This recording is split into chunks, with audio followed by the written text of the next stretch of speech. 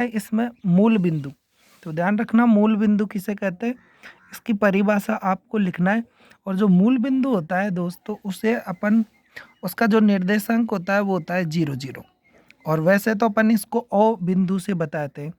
जो मूल बिंदु होता है वो ग्राफ में जब अपन दोनों अक्षें बनाते हैं तो दोनों अक्षें एक्स अक्ष और वाई अक्ष जहाँ पर काटती है हम उसे क्या कहते हैं, उसे मूल बिंदु कहते हैं। तो ये इसका मूल बिंदु हो जाएगा।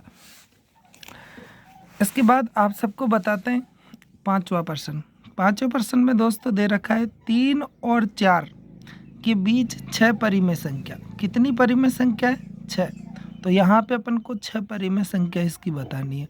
तो सबसे पहले तो अपन को करना क्या है, यहाँ पे अगर 6 संख्या बतानी है तो यहाँ पे अपन को करना क्या है, 6 में 1 जोड़ देंगे तो कितना हो जाएगा? 7। इसके बाद में जो 7 है, 7 को पहले तो अपन को 3 से गुणा करना है, इसके बाद में 4 से गुणा करना है। और यहाँ पे अपन को पता है अगर इनको अपन गुणा करते हैं तो यहाँ पे अपन को हाँ, तो अभी इसके बाद अपन को क्या करना है दोस्तों, 3 को और 4 को 7 से गुणा करेंगे और बटे में 7 लिख देंगे। अगर 3 को अपन गुणा करते हैं तो ये आता है 21/7। और यहाँ पे 4 को अगर गुणा करते हैं तो आता है 28/। तो ये अपने पांचवें प्रश्न का आंसर हो जाएगा दोस्तों। 22/7, 23/7, 24/7, 25/7 और 26/7 और 27/7। तो ध्यान रखना 21 और 28 को अपन को लेना नहीं है और इनके बीच की संख्या लेनी है। बाकी बटे में अपन को 7 ही रखना है, जैसे अपन ने 7 रख दिया। चलो छठे वाले प्रश्न की बात करते हैं। प्रश्न में दे रखा है कार्तीय तल में किसी बिंदु की स्थिति निर्धारित करने वाले क्षैतिज और ऊर्ध्वाधर रेखाओं के क्या नाम है? चलो इन दोनों के जो अपन नाम बताते हैं। तो देखो ध्यान ध्यान रखना दोस्तों, जो ग्राफ होता है उसमें ये तो होती है एक्स अक्ष, इसे क्या बोलते हैं? एक्स अक्ष। और जो एक्स अक्ष होती है वो एक क्षैतिज रेखा होती है। कौन सी रेखा होती है? क्षैतिज रेखा। तो इसने पूछा है कि क्षैतिज रेखा का नाम बताओ, तो इसका नाम क्या है दोस्तों? एक्स अक्ष है इसका नाम। और इधर यहाँ पे जो वाई अक्ष होती है, वाई अक्ष, इस वाई अक्ष को हम क्या कहते हैं? इसको ऊर्ध्वाधर रेखा कहते हैं। तो ध्यान रखना जो क्षैतिज रेखा होती है इसे तो बोलते हैं हम एक्स अक्ष, और जबकि जो ऊर्ध्वाधर रेखा होती है इस ऊर्ध्वाधर रेखा को कहते हैं हम क्या? वाई अक्ष। चलो इसके बाद में अगला प्रश्न देखते हैं। चलो 7वें प्रश्न में दे रखा है निम्न में भुज व कोटि बताई। तो यहाँ पे जो भुज होता है, भुज भुज कहते हैं अपन एक्स अक्ष के मान को। तो यहाँ पे जो ये -3 है ये तो हो जाएगा अपना क्या? भुज। और यहाँ पे ये जो कोटि है ये कोटि हो जाएगा अपना कितना? 5। तो ध्यान रखना भुज भुज होता है एक्स अक्ष का मान, मतलब आगे का जो बिंदु होता है, बिंदु का जो मान होता है एक्स अक्ष का उसे अपन भुज कहते हैं। जबकि कोटि होता है वो वाई अक्ष का मान होता है, जैसे दे रखा है अपन को 5। उसी तरह से हम बता सकते हैं कि ख वाला जो प्रश्न है इसमें भुज तो होगा अपना कितना? 2 और -3 होगा कोटि। तो ध्यान रखना दोस्तों। इसके बाद में आपको बताते हैं 8वां प्रश्न। तो देखो दोस्तों 8वें प्रश्न में दे रखा है निम्न रैखिक समीकरणों को ax + by + c = 0 के रूप में लिखकर a, b व c का मान ज्ञात करो। तो सबसे पहले तो अपन को करना क्या है, इस प्रश्न को हल करने के लिए हमको जो ये 6 दे रखा है इसका पक्षांतन करके आगे लेना है ताकि ये रैखिक समीकरण के जैसा बन सके। तो यहाँ पे अपन को करना क्या है, इसको लिख देंगे -2x + 3y और यहाँ पे लिख देंगे हम -6 और बराबर 0। तो ध्यान रखना अब दोस्तों जो a का मान है वो a का मान हो जाएगा अपना x का गुणांक। तो x का गुणांक होता है वो a का मान होता है, तो कितना हो जाएगा? -2। इसके बाद जो b है ये b का मान हो जाएगा अपने पास में कितना? 3। इसके बाद में ये जो -6 दे रखा है ये किसका मान मानेंगे? इसको c का मान मानते हैं दोस्तों। तो इस तरह से अपने पास ये a का मान है, ये b का मान है और ये c का मान है। चलो इसके बाद में आपको ख वाला प्रश्न बताते हैं। अब ख वाले प्रश्न में दे रखा है x = 3y। तो सबसे पहले तो करना क्या है, ये जो 3y दे रखा है इसको अपन को आगे लेना है। कहने का मतलब इसका अपन को पक्षांतन करना है। चलो पक्षांतन करेंगे तो इसको किस तरह से लिखेंगे, x माइनस 3y और यहाँ पे बराबर में लिख देंगे अपन 0। तो यहाँ पे जो x का गुणांक है, अगर आगे संख्या नहीं है तो इसका गुणांक अपन 1 मानते हैं। कितना मानते हैं, 1। तो यहाँ पे a का मान तो हो जाएगा 1। कितना हो जाएगा, 1। तो यहाँ पे ये a का मान है दोस्तों 1। इसके बाद में जो b है, ये b का मान है -3, जबकि c अचर पद नहीं है यहाँ पे। तो अपन अचर पद कितना मानेंगे, इसका 0 मानेंगे। तो c का मान कितना हो जाएगा, 0। तो ध्यान रखना, a का मान 1 है, b का मान -3 है और c का मान यहाँ पे 0। जबकि पहले वाले जो प्रश्न में -2 तो है a का मान, जबकि b का मान है 3 और c का मान है -6। तो इस तरह से ये अपने क्वेश्चन नंबर 8वें का सॉल्यूशन होता है। इसके बाद हम आपको बताते हैं क्वेश्चन नंबर 9।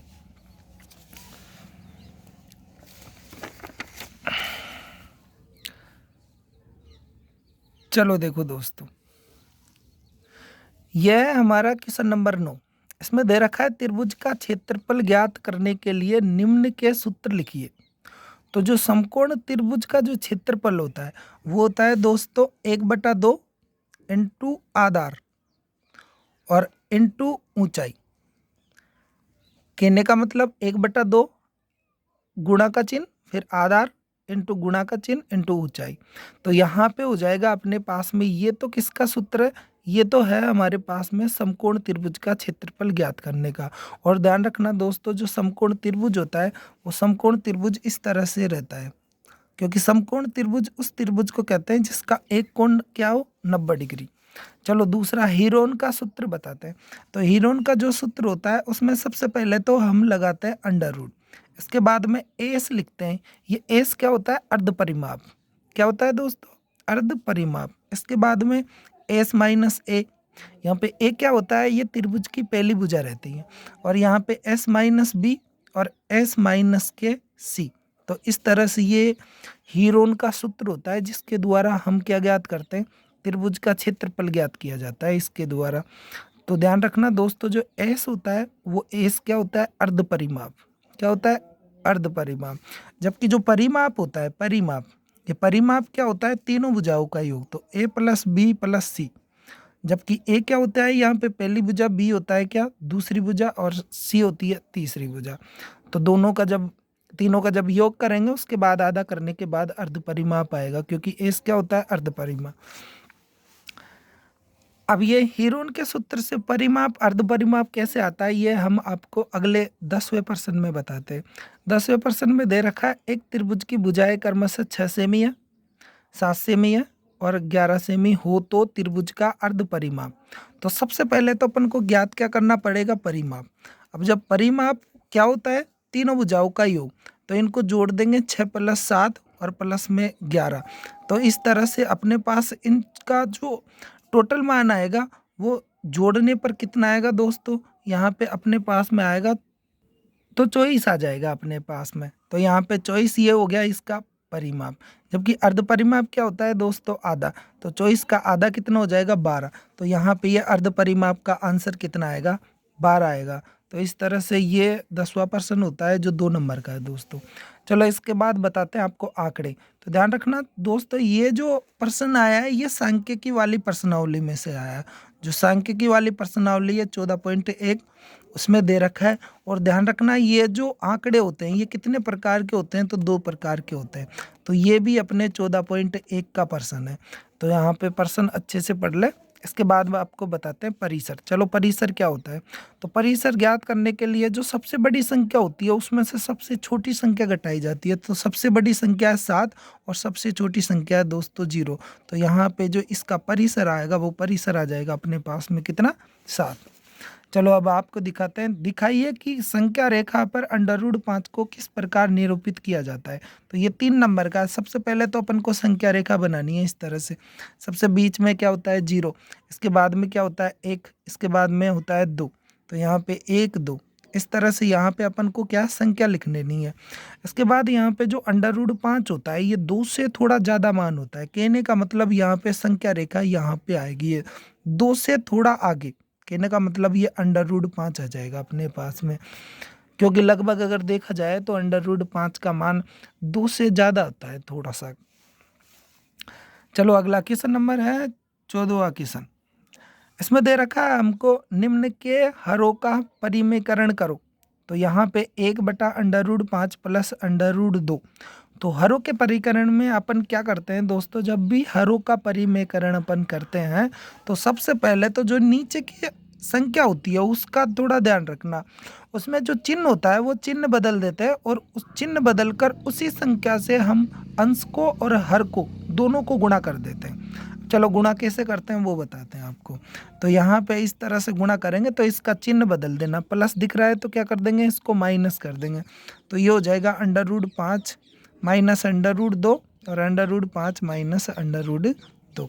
अब जैसे ही अपन इसका सॉल्यूशन करेंगे तो एक को गुणा करेंगे इन दोनों से, तो ये दोनों ही आएगा दोस्तों। इसके बाद में हमको पता है यहाँ पे नीचे, वैसे तो ध्यान रखना दोस्तों इसमें सरसमीका लगी है, तीसरी वाली सरसमीका। और वैसे भी अगर करना चाहिए तो अंडर रूट 5 को अंडर रूट 5 से अगर अपन गुणा कर दे तो यहाँ पे कितना आता है 5, और प्लस और माइनस क्या होता है माइनस। इसके बाद अंडर रूट 2 को अंडर रूट 2 से गुणा करने पर क्या आता है 2। तो इस तरह से आगे लिख देंगे हम under root 5 minus under root 2, और बटे में यहाँ पे 5 में से अगर 2 घटाएंगे तो कितना बचेगा 3। तो ये इसका आंसर हो जाता है दोस्तों। इसके बाद में अगला चलते हैं हम क्वेश्चन नंबर 15 पे। इसमें दे रखा है निम्न सरसमीकाओं का विस्तारित रूप लिखो। कहने का मतलब ये सरसमीका आपको याद करनी है तो अच्छे से याद कर लेना इसको। और यहाँ पे सरसमीका अभी तो मैं बता देता हूँ। चलो तो इसकी सरसमीका क्या होती है, पहले आता है x², फिर आता है +y², इसके बाद में प्लस का 2xy। तो ये सरसमीका होती है। इसके बाद में तुम्हारा जो दूसरा वाला प्रश्न है उसमें दे रखा है x + y का होल क्यूब। तो ये होल क्यूब का जो सूत्र होता है वो होता है, सूत्र सबसे पहले आता है x3, फिर आता है y3, इसके बाद में प्लस, फिर आता है 3xy और फिर x + y। तो ध्यान रखना इस तरह से ये दूसरा वाला प्रश्न ख वाला प्रश्न का आंसर है। तो ये सरसमीका याद करनी है आपको। इसके बाद में बताते हैं आपको क्वेश्चन नंबर 16। इसमें दे रखा है x = -1 हो तो बहुपद 5x - 4x² + 3 का मान ज्ञात करो। तो माइनस का 1 रखना है अपन को। कितना रखना है, माइनस का 1 रखना है इस वाले बहुपद में। चलो रख के बताते हैं आपको। तो यहाँ पे जैसे ही अपन ने मान रखा तो मान रखने के बाद अपन को 5 को गुणा करेंगे -1 से, कितने से, -1 से। फिर -4 को भी गुणा करेंगे अपन -1 का होल स्क्वायर से, और प्लस का कितना है 3। ये तो कितना हो जाता है -5। इधर यहाँ पे जब इनको अपन हल करें तो टोटल इनको आता है मान 4। देखो दोस्तों -1 का स्क्वायर कितना होता है, 1 ही होता है। अगर 1 को 4 से गुणा करें तो -4, और लास्ट में दे रखा है अपन को प्लस का 3। तो -5 और -4 कितने होते हैं, -9, और -9 में अगर +3 करें तो यहाँ पे टोटल अपने पास इसका आंसर आता है दोस्तों कितना, -6। तो इस तरह से ये इसका सॉल्यूशन होता है -6। क्वेश्चन नंबर अपने 16वें का उत्तर है ये। अब चलते हैं क्वेश्चन नंबर 17 पे। इसमें दे रखा है किस चतुर्थांश में या किस अक्ष पर बिंदु -2, 4 और -1, 0, 1, 2 और -3, -5 स्थित है। कार्तीय तल पर इनका स्थान निर्धारित करके अपने उत्तर को सत्यापित कीजिए। तो ध्यान रखना सबसे पहले तो अपन को इस तरह से रेखाएं बनानी है। अपन को ध्यान रखना -2 और 4 जो होता है ये बिंदु कौन से चतुर्थांश में आएगा। तो ध्यान रखना दोस्तों, वैसे तो क्या है कि इसमें टोटल 4 चतुर्थांश होते हैं अगर देखा जाए तो। x अक्ष और जो y अक्ष होती है ये दोनों जब एक दूसरे को काटती है तो 4 चतुर्थांश बनाती है। अब पहला वाला जो चतुर्थांश होता है उसमें, और दूसरे में, तीसरे में, चौथे में, सबसे पहले बताना है कि पहला वाला बिंदु किस में आएगा। तो x अक्ष का मान अगर माइनस है, y का अगर मान प्लस का है तो ये दूसरे वाले चतुर्थांश में आएगा दोस्तों। तो इसी तरह से ये भी ऐसा ही है। x का मान माइनस का है तो ये भी कौन से में आएगा, दूसरे वाले चतुर्थांश में। अब चलते हैं 1 प्लस का 2 भी प्लस का, तो ये आएगा अपने पहले वाले चतुर्थांश में। इसके बाद आपको बताते हैं यहाँ पे चौथा वाला, तो चौथे वाले में दोनों ही माइनस, और यदि दोनों ही माइनस हो तो ये चौथे वाले चतुर्थांश में आता है।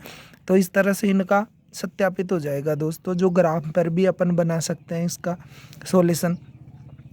चलो इसके बाद में अगला प्रश्न देखते हैं, क्वेश्चन नंबर 8वां। देखो इसमें दे रखा है अपन को, यदि बिंदु 3, 4 समीकरण 3y बराबर ax प्लस 7 के आलेख पर स्थित है तो a का मान बताइए। चलो कैसे हल करना है वो देखो। सबसे पहले तो करना क्या होगा अपन को, यहाँ पे ये तो है x का मान, किसका मान है, x का मान तो है दोस्तों कितना 3, तो ध्यान रखना। और ये किसका मान है, y का। तो यहाँ पे ये दोनों मान कहाँ रखने अपन को, यहाँ पे रखने।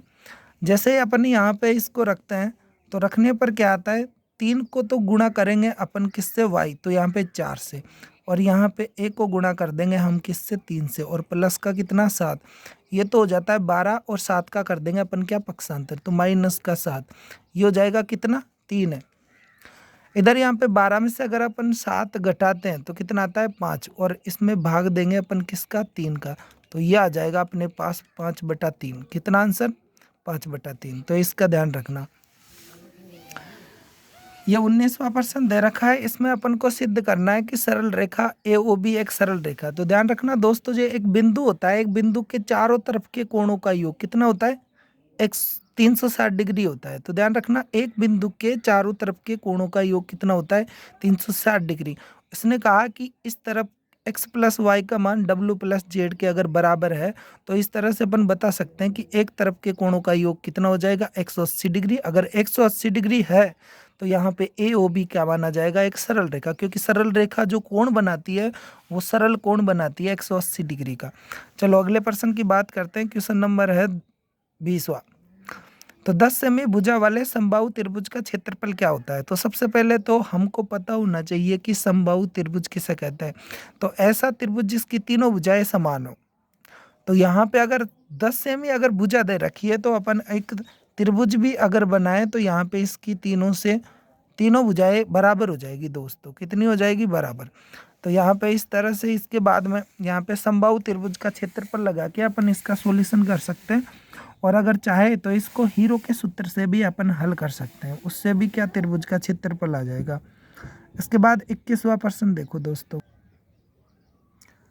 चलो अब हम देखते हैं क्वेश्चन नंबर 21। इसमें दे रखा है 8वीं कक्षा के 30 विद्यार्थियों के रक्त समूह। तो यहाँ पे अपन को क्या बनाना है, बारंबारता सारणी बनानी है दोस्तों। तो यहाँ पे और इसके बाद में कौन सा रक्त समूह विरलतम है, तो ये भी अपन को क्या करना है, इसमें बताना है। तो सबसे पहले तो ये बात ध्यान रखना, इसमें अपन एक तरफ तो लिख देंगे रक्त समूह, और इसके बाद में एक तरफ लिख देंगे अपन विद्यार्थियों की संख्या। तो इस तरह से इसकी सारणी बनानी है अपन को। इसके बाद हम देखते हैं क्वेश्चन नंबर 22। तो यहाँ पे दे रखा है, एक टीम ने फुटबॉल के 10 मैचों में निम्नलिखित गोल किए। तो इनका आपको माध्य भी ज्ञात करना है, माध्यक भी ज्ञात करना है, और बहुलक भी ज्ञात करना है। तो बहुलक क्या होता है, जो संख्या सबसे ज़्यादा बार आए। तो यहाँ पे 3 इसका बहुलक हो जाएगा। और माध्य ज्ञात क्या कैसे करते हैं, तो सभी को जोड़ना है, इसके बाद में अपन को 10 का भाग देना है। तो इसका इस तरह से आंसर आ जाएगा। इसके बाद जो 23वां प्रश्न है, इसमें दे रखा है, निम्न के गुणनखंड ज्ञात कीजिए। तो यहाँ पे इसका गुणनखंड करना है। इसके बाद में अथवे में भी आपको प्रश्न दे रखा है। तो यहाँ पे इसको पहले तो लिखना है तुमको 100 + के 2, और इसके बाद में इसका होल क्यूब। इसके बाद इसका सूत्र लगाना है अपन को x + y का होल क्यूब वाला, जो भी इधर बताया है ये वाला सूत्र लगा देना है इसमें। इसके बाद यहाँ पे अपन को दे रखा है, इसको पहले तो अपन को बदलना है। किस तरह से बदलेंगे, तो 64 किसका वर्ग होता है, 8 का। तो इसको लिखेंगे अपन 8m का होल क्यूब, और माइनस 343 किसका होता है, 7 का। तो 7n का क्यूब। तो इसमें अपन को क्या करना है, सरसमीका लगानी है, तो तब जाके ये हल हो जाएगा। तो दोनों में से कोई सा भी एक करना है अपन को। इसके बाद चलते हैं क्वेश्चन नंबर 24 पे। इसमें दे रखा है पहले पर्सन में भी आपको हल कर सकते हैं, और यहाँ पे दूसरा वाला पर्सन जो दे रखा है ये सबसे ज़्यादा सिंपल, अगर आप चाहे तो इसको भी हल कर सकते हैं। तो यहाँ पे क्यू वाला कोण चाहिए। इसके बाद आगे दे रखा है 25वां, तो इसमें दे रखा है समद्विबाहु त्रिभुज का परिमाप 30 है, तो अर्ध परिमाप हो जाएगा दोस्तों कितना 15, और इसकी बराबर भुजाएं 12 सेमी है, तो 2 भुजाएं हो जाएगी 12 12। इसके बाद 12 12 कितने होते हैं 24, 24 को अगर 30 में से घटाए तो 6, तो तीसरी भुजा आ जाएगी समबाहु त्रिभुज की कितनी 6, और तब अपन हीरो के सूत्र से ज्ञात कर सकते हैं त्रिभुज का क्षेत्रफल। तुम चाहे तो ये भी कर सकते हो, ये वाला प्रश्न। इसके बाद जो 26वां प्रश्न है ये सांख्यिकी में से है। आपको करना क्या है, इसमें सबसे पहले तो दंड आलेख बनाना है दोस्तों, ठीक है। ये सांख्यिकी वाली 14वीं प्रश्नावली का प्रश्न है। उसके बाद में यहाँ पे ये जो प्रश्न दे रखा है ये आपको 14 पॉइंट जो तुम्हारे 3 है उसका ये पहला वाला प्रश्न है दोस्तों, तो इसको भी देख लेना। और ये जो प्रश्न दे रखा है लास्ट वाले ये 5-5 नंबरों के दे रखे हैं, तो बड़े बड़े प्रश्न हैं, तो ध्यान रखना दोस्तों। इस तरह से ये पूरा हो जाता है अपना पेपर, तो एक बार आप अच्छे से देख लें पेपर। चलो थैंक यू दोस्तों।